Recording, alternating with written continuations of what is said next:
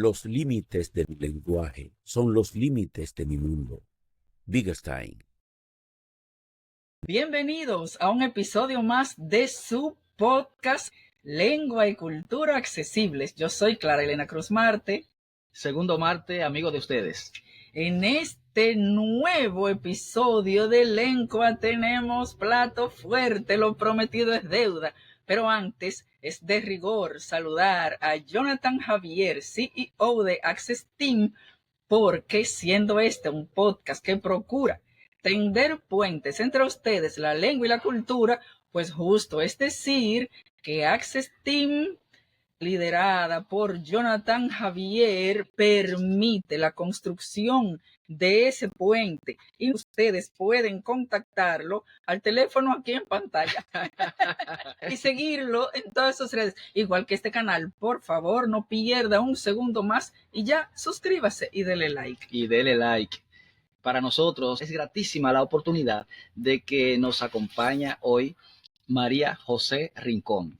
¿Y para hablar de qué tema? Bueno, de lo que a ella le gusta hablar. A ella les encantan las palabras, su sonido, su estructura, su pronunciación, su corrección gramatical, porque ella es lexicógrafa. Eso es el tipo de personas que aman tanto las palabras que trabajan haciendo diccionarios. ¿Y tú sabes dónde se trabaja haciendo diccionarios, segundo? Bueno. ¿Y ustedes también lo saben? En el mundo, yo no sé si en el mundo entero, hay unas referencias muy claras que cuando una persona quiere saber la corrección del uso del idioma, hay una academia, una real academia. Real academia. Entonces, creo que cada país tiene su correspondiente, ¿verdad? Aquí tenemos la Academia Dominicana de la Lengua. Y entonces María Rincón, miembro de número. Miembro de número con la letra ñ, que nosotros ya de entrada queremos promover para todos ustedes dos fantásticos libros. Ella pone aquí de la ñ a la z. Miren, qué belleza. Sí. Disponible para todos ustedes. Ella va a decir dónde. Ella dice de la ñ a la z, pero realmente es desde la A a la z, porque z es la letra que ella lleva. No sé si se dice curula, ahorita tú me corregirás. Sí, bueno, ella ha participado en obras que son monumentales. Me estoy refiriendo al diccionario de uso general de todas las personas y uno muy especial que es el que usamos, las que estamos asociadas al mundo de las personas sordas, el diccionario de lengua de señas dominicana. Y el otro es el diccionario dominicano de la lengua. Correcto. De modo que, María José, como amas tanto las palabras y cómo suenan, yo quisiera saber, ¿qué sientes cuando escuchas tu nombre pronunciado de dos formas distintas? María José y María José, ¿verdad? Bueno, que vamos a hablar del origen de las lenguas, del origen de las palabras. Ese es nuestro tema de hoy, de este podcast. Muy bien. ¿Cómo nacen las lenguas? ¿Cómo nacen las palabras? Déjame contestar a la pregunta, de mi nombre. De cualquiera de las dos maneras está bien dicho. Es costumbre cuando son nombres compuestos, ¿verdad? Por dos o por tres elementos, en mi caso por dos, pues que se pronuncien juntos, marcando solo el acento en la segunda parte, o que se pronuncien como dos palabras separadas. Si me lo dicen con cariño, lo recibo de cualquiera de las dos pronunciaciones. Para mí no hay problema con eso. Y tiene que ver mucho con esa riqueza de nuestra lengua, ¿no? Que tiene muchas variedades y muchas formas de pronunciarse. Siempre que nos entendamos, viene bien. Y me preguntabais cuál es el origen de las palabras, ¿no? Realmente, si hablamos de la lengua española, cada lengua tiene una lengua matriz, ¿verdad? Una lengua de la que deriva, porque las lenguas son organismos vivos, son organismos que no paran quietos, que se desarrollan, que cambian, que crecen y también que van a veces perdiendo vigor, ¿verdad? Y esas lenguas que en un momento de la historia estuvieron muy extendidas en el mundo, como por ejemplo nuestra lengua madre, que es el latín, pues hay un momento en que se va diversificando, va cambiando. ¿Cambia por qué? Pues porque la lengua se extiende por territorios que antes no hablaban latín cambia porque esa lengua entra en contacto con otras lenguas en esos nuevos territorios, con otras gentes que hablan otros idiomas. Y a lo largo de los siglos, esa lengua va cambiando. ¿Cuándo se convierte en una lengua diferente? Es decir, cuando ya no es latín y sí es español, o cuando ya no es latín y sí es francés. Pues precisamente cuando los hablantes dejan de entenderse. Cuando el que habla latín ya no entiende al que habla esa nueva lengua, que sería el español. Evidentemente hay un periodo muy largo de convivencia de distintas maneras de hablar la lengua hasta que llegan a separarse de tal manera que se convierten en dos lenguas diferentes. Lógicamente siguen compartiendo muchos rasgos. La inmensa mayoría de las palabras de la lengua española procede del latín.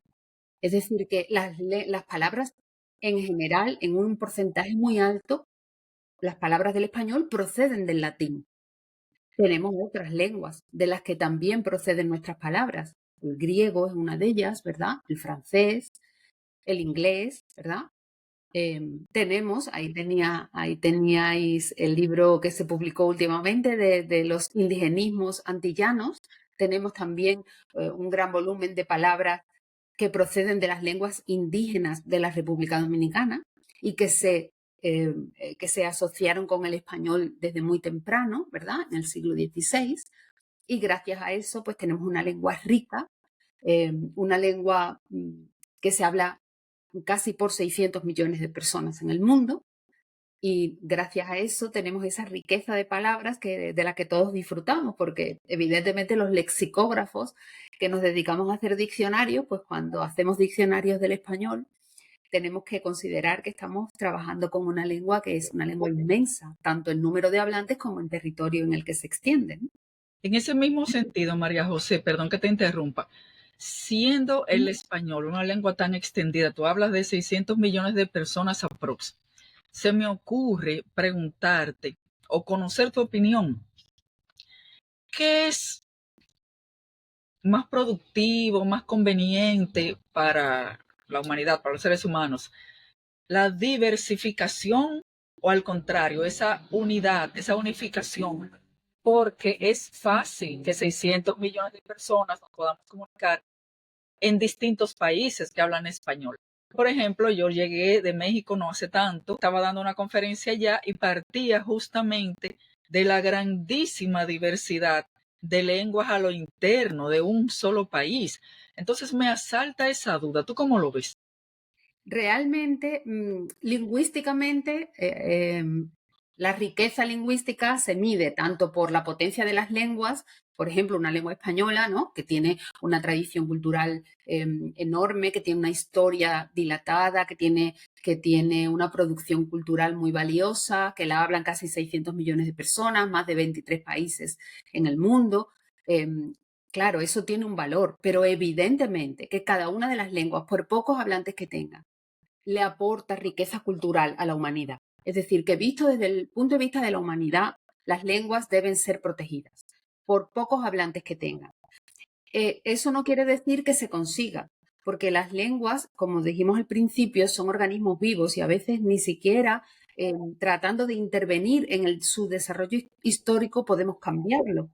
A veces las lenguas mueren porque sus hablantes desaparecen. Es el caso del taíno, del arahuaco que se hablaba en las Antillas. Desaparece porque los taínos desaparecen. Son circunstancias históricas concretas de un determinado momento que no podemos revertir. Por lo tanto, no podemos recuperar esa lengua. Podemos recuperar los vestigios de esa lengua en nuestra cultura, en nuestro idioma, en nuestros libros, en nuestra tradición cultural. Evidentemente, esa riqueza lingüística extraordinaria que tenemos en América Latina, además del español, no hace más que enriquecer nuestras sociedades. Para mí, lo más importante sería que todos esos ciudadanos que residen en América Latina y que comparten su lengua materna, el español, con otras lenguas, tuvieran acceso a su conocimiento y que los hablantes nativos de esas lenguas siempre tuvieran la posibilidad de estudiarlas como lengua de cultura, de que se defienda su propia lengua y siempre que tuviera la posibilidad de tener además el acceso a la lengua española, como una lengua que le va a permitir comunicarse con una comunidad social muchísimo más amplia, ¿no?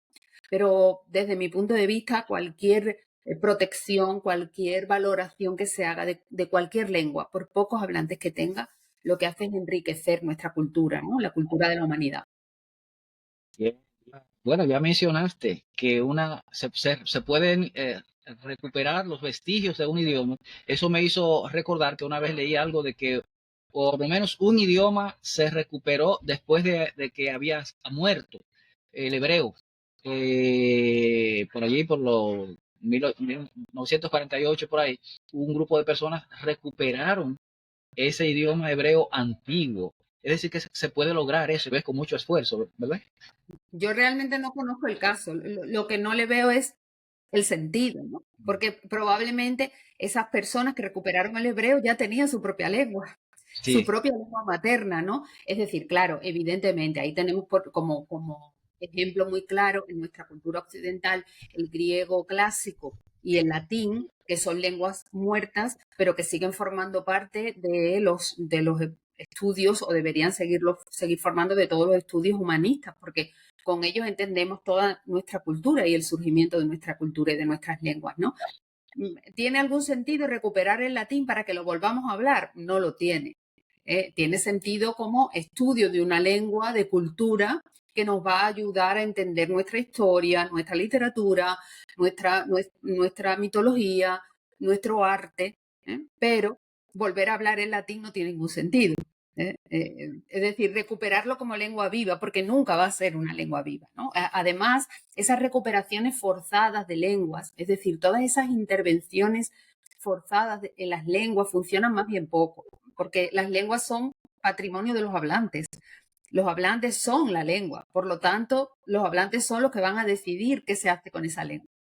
Si esa lengua murió, es muy difícil volverla a recuperar. Se acaba convirtiendo un poco en una lengua fósil.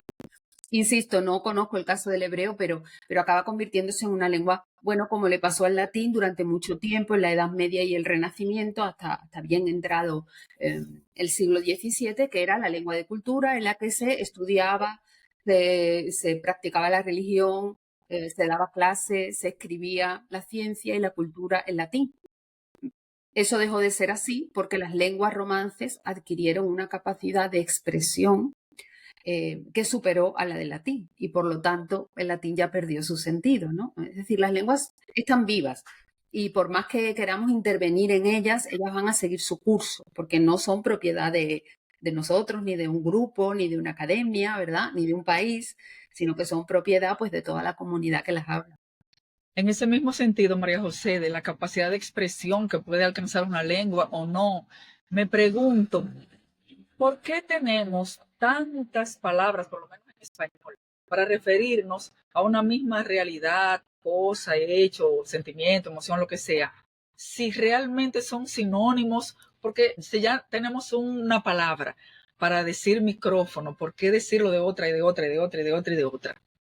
¿Qué Bueno, lo que pasa es muy raro, y los que trabajamos con un diccionario lo sabemos, es muy raro encontrar sinónimos completos. Ajá. Eso para empezar. Es decir, el hecho de decir sinónimo es algo un poco como pedagógico, ¿verdad? Pero hay muy pocas palabras que sean sinónimos totales. ¿Por qué? Bueno, pues porque siempre hay algún matiz de algún tipo que diferencia esas palabras. Lo primero es que los tenemos porque nuestro idioma es un idioma histórico, no nació ayer, nació pues hace 18 siglos, ¿no? Entonces, esos siglos le van acumulando conocimiento y es probable que no solo esa expansión temporal, sino que la expansión territorial que tiene la lengua española, que nació en un sitio muy pequeñito en la península ibérica y que se expandió por todo el continente americano, que se habla en algún país de Asia, que se habla en algún país de África como lengua materna, pues evidentemente va recogiendo materiales léxicos que a veces no son compartidos por todos los hablantes. Por lo tanto, son sinónimos, pero hay hablantes que solo conocen una de esas palabras.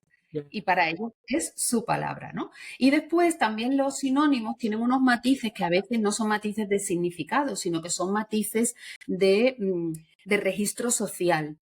Es decir, hay palabras sinónimas que usan los jóvenes y que un adulto no la usaría. Y son sinónimas.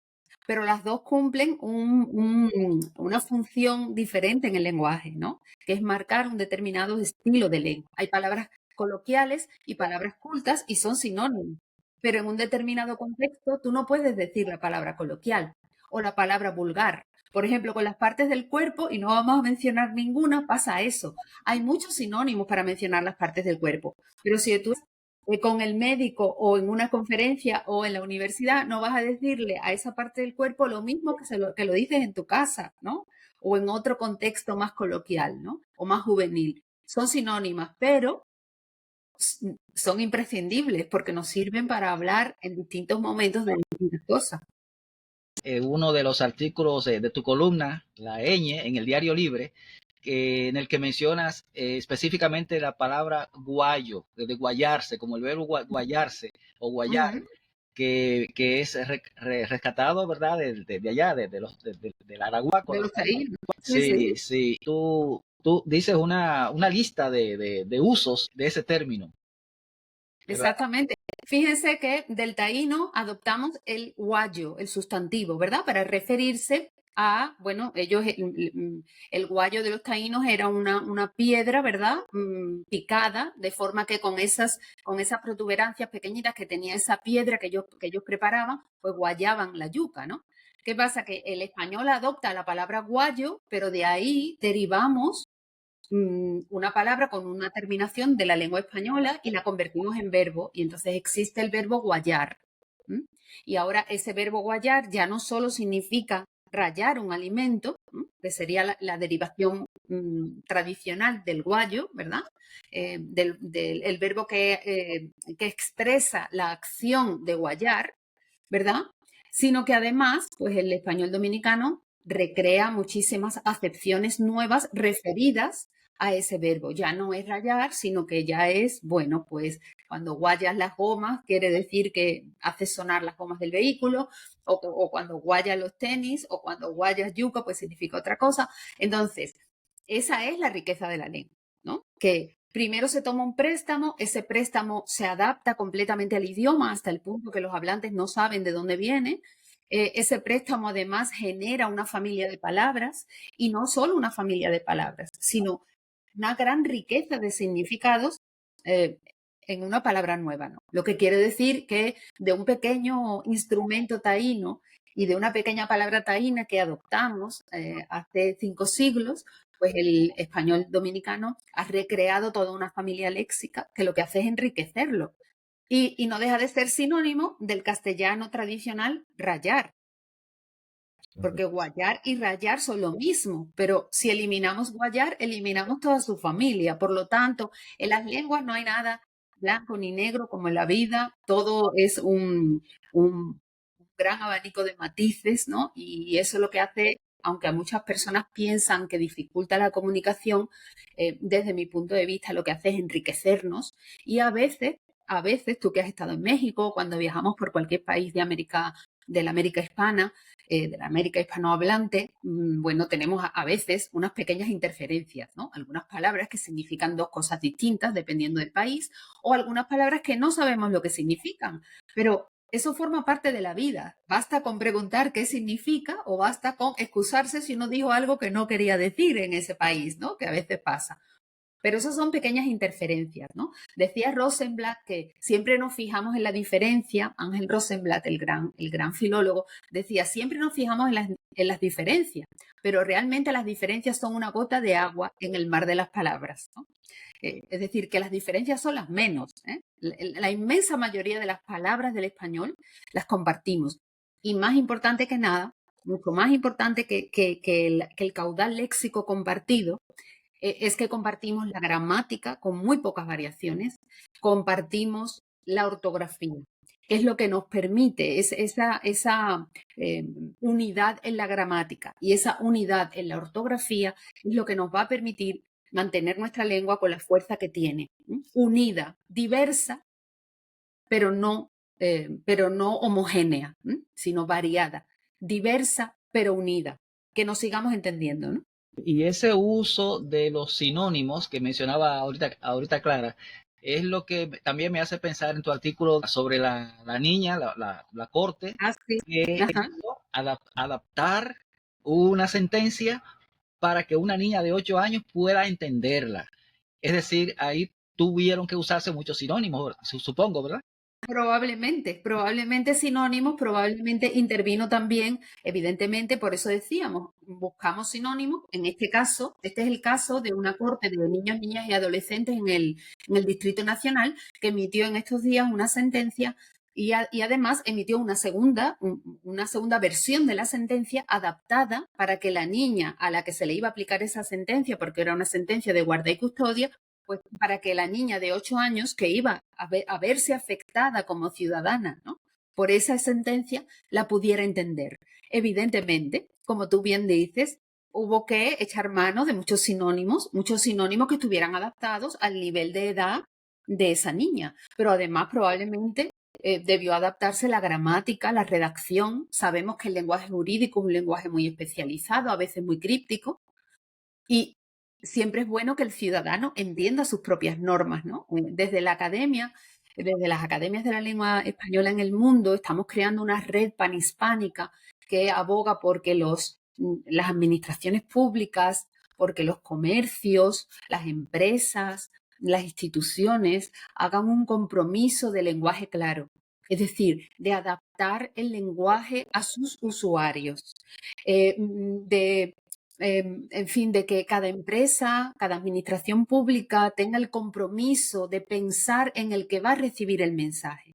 Porque a veces nosotros como especialistas en cualquiera de nuestros ámbitos, puede ser en un ámbito incluso comercial, técnico, jurídico, en cualquiera de nuestros ámbitos usamos terminología muy especializada que entendemos entre nosotros mismos, pero que nuestros usuarios, las personas a las que nosotros le dirigimos esa comunicación, no tiene por qué saber esa palabra. Entonces, no se trata de que el usuario no entiende. Se trata de que nosotros adaptamos el mensaje para que nos entienda a nosotros. El problema no está en ellos, el problema está en nosotros, los emisores del lenguaje. Entonces, esa red de lenguaje claro está trabajando mucho para que las distintas instituciones se sumen y adquieran ese compromiso de trabajar cada uno desde su casa, ¿verdad?, en que ese lenguaje claro sea un objetivo para todos, ¿no? Que los ciudadanos entiendan lo que les decimos desde cada uno de nuestros ámbitos profesionales y personales. Precisamente mencionabas que Ortega y Gasset procuraba eso, que un filósofo Una frase famosa, Ortega y Gasset escribió una vez que la claridad era la cortesía del filósofo. ¿Cuántos de nosotros hemos intentado leer un libro de filosofía y no hemos entendido nada, ¿no? Entonces, Ortega y Gasset, probablemente por algún fallo cultural deberíamos tener, ¿no? Pero también a veces son crípticos cuando escriben. Y José Ortega y Gasset decía eso, ¿no? Y entonces, yo mencionaba ahí, bueno, pues ese congreso que se ha hecho en España, organizado por Fundeu, la Fundación del Español Urgente y por la Fundación San Millán de la Cogolla organizan un congreso cada año con un tema. En este caso era el lenguaje claro, y una de las ponentes dijo, bueno, la claridad ya no es solo la cortesía del filósofo. La calidad ya debe ser la obligación, la responsabilidad de todo aquel que se dirija a un ciudadano, y que esa comunicación que tú le vas a hacer al ciudadano afecte la vida del ciudadano. Esas son excelentes noticias las que nos estás compartiendo, María José, porque justamente cuando comenzamos este podcast fue porque tenemos esa inquietud. ¿Cuánta información circula de toda naturaleza jurídica, médica, económica, social, cultural, lingüística, pero que no es accesible a cualquier cantidad de personas? Nosotros aquí decidimos que no hay que poner apellidos, porque en la palabra, tú que eres lexicógrafa, en la palabra todos, cabemos todos. No hay que decir para quién. Lo que se diga, lo que se publique, debería ser accesible, claro y accesible para todo el mundo. Así es que felicitamos de corazón esa grandísima noticia. Y quisiera que por favor volvieras a los préstamos lingüísticos, porque genera, yo siento, tengo esa percepción de que genera como malestar, quizás en algunos grupos o en algunas personas. Y quizás ese malestar ha ido cambiando, porque yo tengo la percepción de que los españoles, cuando yo era muy joven, como que les molestaban las palabras en inglés. Pero ahora yo no siento eso. Entonces, quisiera saber si es que eso ha cambiado, porque yo sé que tú eres dominicana, pero naciste en España, te nacionalizaste, gracias. Si es que eso ha cambiado. Y con respecto a los préstamos, sé, porque ya lo explicaste, que enriquecen la lengua que los recibe y que nunca se devuelven, todo lo contrario. Pero, ¿qué les dirías a aquellos grupos que todavía consideran, no? Si hay una palabra para decir esto, no tengo que decirlo en inglés, no tengo que decirlo en francés, porque es que tengo una palabra para decir eso. Les diría que están en lo correcto. Es decir, los préstamos que son buenos para una lengua son aquellos préstamos que son necesarios. Volvamos al ejemplo que estábamos poniendo de las lenguas taínas, ¿no? Que a mí me gusta mucho. Si cuando se llega al Caribe por parte de los europeos que vienen hablando la lengua española, que por primera vez se habla en América, en la República Dominicana, cuando los españoles llegan a la isla española y ven por primera vez un manatí, no tienen más remedio que tomar prestada del taíno la palabra manatí, porque ellos no tienen una palabra para el manatí. Quien dice el manatí, dice el tiburón, dice la canoa, dice el huracán, dice la hamaca. En fin, son realidades para las que ellos no tienen palabras. Hasta ahí el préstamo es enriquecedor para la lengua. Cuando el préstamo empobrece la lengua, es cuando se toma un préstamo de otra lengua y se pierde la palabra original de la lengua. Y esos son los préstamos innecesarios. Es decir, que esas personas que luchan por decir en español lo que ya se puede decir en español, no adoptar palabras de otros idiomas, sea del inglés o del que sea, que son innecesarias, están en lo correcto. El inconveniente está en la formación lingüística de cada uno. Si tú desconoces la palabra del español que se usa para decir eso porque no tienes la suficiente formación lingüística, no tienes la suficiente cultura lingüística, tomas el préstamo y te quedas tan pancho. Pero el problema es que tú desconoces tu propia lengua y lo que haces con eso es empobrecerla. Ese es el dilema de los préstamos. ¿Préstamos sí o no? Claro, todas las lenguas crecen con los préstamos, pero crecen con los préstamos necesarios. Los préstamos innecesarios hay que tratar de eliminarlos de nuestra lengua, ¿verdad? Por lo menos tratar de no utilizarlos, ¿no? Ser conscientes del patrimonio que tenemos, conocerlo, ¿verdad? Disfrutarlo y es innecesario completamente. Siempre de cada país, ¿verdad? Siente que en los otros países se dicen más palabras prestadas con los anglicismos pasa, ¿no? Aquí se dice, no, en España se dice más anglicismo. Los españoles dicen, no, en América se dice más anglicismo. Eso no está demostrado en número, ¿no? Todos decimos, a veces distintos anglicismos, a veces son distintos, ¿no? Claro, la percepción diferente de las palabras en inglés también tiene que ver con la formación en idiomas de cada pueblo.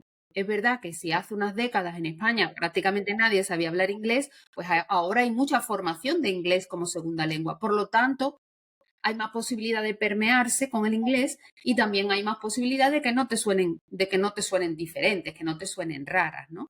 Pero eso no quiere decir que sea correcto. Eso no quiere decir que porque tú sepas inglés te consideres más culto porque digas una palabra en inglés cuando no es. Imagínense que ustedes estuvieran hablando inglés en un país de habla inglesa y por cada 3 palabras dijeran una en español. Nadie consideraría que ustedes están hablando bien el inglés, ¿no? Pues eso mismo pasa con el español. Cuando hablamos en español tenemos que conocer las palabras con las que se nombran las cosas en español. Si en algún momento hay alguna realidad nueva que adoptamos para la que no tenemos una palabra, sin duda podemos tomar el préstamo adaptándolo a nuestra ortografía, porque los préstamos a la hora de decirlos, pues bueno, los decimos como nos suenan, ¿verdad? Pero a la hora de escribirlos crean muchos problemas ortográficos, porque proceden de lenguas que tienen sistemas ortográficos diferentes a los nuestros. Y esos problemas ortográficos son los que después, cuando estudiamos ortografía, nos quejamos. Ay, es que hay muchas maneras de escribir, teacher. Ay, es que hay muchas maneras de escribir. ¿Y cómo está bien? Es que hay muchas variantes y la academia lo admite todo. No, lo que pasa es que los hablantes adoptan una palabra y al ser un extranjerismo, esa palabra crea un cortocircuito en el sistema ortográfico de la lengua. Y eso quiere decir que la lengua tiene que adaptarla a su sistema ortográfico y va creando pues distintas maneras de escribirla hasta que hay una que se asienta. Precisamente ese es uno de los inconvenientes de los préstamos, ¿no? Tengo una duda. ¿Por qué hay palabras que se quedan, que pegan? Por ejemplo, teteo. Durante la pandemia, grupos de jóvenes salían a divertirse a pesar de las restricciones y salió la palabra teteo y la palabra quedó. Pero muchas palabras no quedan. ¿Qué hace la diferencia? Es decir, hay mucha gente que, por ejemplo, me pregunta, la palabra, vamos a suponer, ¿no? La palabra teteo existe, sí, existe, pero es que no está en el diccionario. ¿Eso quiere decir que no existe? No, eso no quiere decir que no existe. Si la gente la usa, la palabra existe. Otra cosa es que después llega al diccionario o no, porque dependerá de qué diccionario la va a registrar, ¿no? Y del criterio que tenga ese diccionario para registrar palabras. Claro, entonces, claro, me pregunta, si yo me invento una palabra hoy, que la digo yo, ¿esa palabra existe? Bueno, existe para ti, pero realmente no es una palabra. Una palabra es cuando se generaliza de forma que una comunidad la usa. Entonces, ¿cómo se mide eso? Bueno, nosotros los lexicógrafos la medimos con los corpus, ¿no? Con el uso, cuándo apareció, qué cantidad de gente la usa, en qué contexto se usa. Pero ¿cómo decide la gente qué palabra adopta y cuál muere? Pues no sabemos. Eso es el uso de los hablantes. De hecho, hay algunas que se ponen de moda durante muchísimo tiempo y después pierden vigencia y ya nadie más las vuelve a decir, ¿no? Bueno, nosotros estamos locos por hacerle muchas más preguntas a María José, pero creo que ya tenemos que terminar. Debemos terminar, pero yo quisiera que nos regalaran, nuestro generosísimo público, nos regalara un minuto más para preguntarle a María José acerca de su experiencia. Porque una lexicógrafa que escribe diccionarios en español, haber tenido la experiencia de escribir los conceptos en español de un diccionario de lengua de señas, ¿cómo te hizo sentir eso? Tengo que reconocer que ha sido una de las experiencias más hermosas de mi vida como lexicógrafa. Fue una experiencia humana extraordinaria para mí. Significó, bueno, acercarme a una lengua que para mí era y sigue siendo absolutamente desconocida. Yo que soy una enamorada de las lenguas, quedé maravillada con sus hablantes, quedé impresionada con ese dominio. Por supuesto, no aprendí quizás ni dos señas, pero esta emoción fue ese trabajo con el equipo, ¿no? La primera vez que yo entendí la seña que ellos pusieron para mi nombre, eso para mí fue absolutamente emocionante, todavía lo recuerdo ese momento y me emociono, porque por primera vez oí mi nombre, ¿no? En fin, ellos probablemente llevaban mucho rato diciéndolo, signándolo, pero yo pues no lo había notado. Eso fue una experiencia maravillosa, ponerme en la piel, ¿verdad? En la lengua de una comunidad tan valiosa, una lengua tan rica, tan hermosa, esa valoración que ellos hacen de su propia lengua. Y para mí fue una experiencia inolvidable, sin duda. Ahí quedó grabada, estoy muy orgullosa de cómo resultó. Me siento muy honrada de haber tenido la oportunidad de participar y de trabajar con ese equipo y de lograr ese hito en la lexicografía dominicana, sin duda. Excelente. Te queremos agradecer muchísimo, María José, de corazón. Sí. Estamos muy, muy contentos con esta conversación que nos ha concedido y wow, ojalá pudiéramos en algún momento futuro conversar un poquito más. Nos encantaría, sí, nos encantaría que mucha gente se sume a este tipo de conversaciones, que esa claridad de la que estás hablando en los documentos no solo jurídicos, sino médicos, ay Dios mío, sobre economía, yo que no puedo leer la columna de economía porque no la entiendo, el valor en la prima de no sé qué, no la entiendo. Que esa información sea clara y sea accesible, de verdad que nos ha abierto mucho los ojos y el corazón de gratitud hacia todo lo que nos has traído esta tarde. De igual manera, queremos agradecer muchísimo a Access Team y a su líder, CEO, Jonathan Javier, que es uno de los artífices que crea puentes para que toda esta conversación sobre lengua, sobre cultura y todas las que vienen a futuro, pues sean accesibles para todo el mundo. Y ustedes pueden contactar a Access Team en el 849-815-4425. Perfecto. Y usted, amigo o amiga que nos escucha, que nos está siguiendo en este podcast, siga a María José en esta columna tan bonita que se publica en el Diario Libre de la Ñ. Así Sí, ahí es, estamos. adquiera sus libros. María José, si deseas decir dónde están disponibles. Están disponibles bueno, no sé si en las librerías quedará alguno, pero con muchísimo gusto, si lo necesitan, pues a través del mismo podcast, a través de ti, Clara, con muchísimo gusto, pues se le puede hacer llegar los ejemplares. Y en el caso del de los indigenismos, es un libro publicado por el Centro León, y se entrega gratuitamente, así que si se comunican con el Centro León y ellos tienen ejemplares, pues con mucho gusto se lo van a Sí, definitivamente. Muchísimas gracias a todos ustedes por seguirnos. No olviden suscribirse, no olviden entrar al enlace para el grupo de WhatsApp y nos vemos en el próximo episodio con otro plato fuerte. Hoy estuvimos hablando sobre el origen y la evolución de las lenguas orales, pero vamos a tener con nosotros al doctor Eric Quinlan, quien nos va a hablar sobre el origen y la evolución de las lenguas de señas. Así es que estás invitada, pero del otro lado de la pantalla. Qué maravilla. Feliz tarde. Bye. Muchas Hasta la gracias. próxima.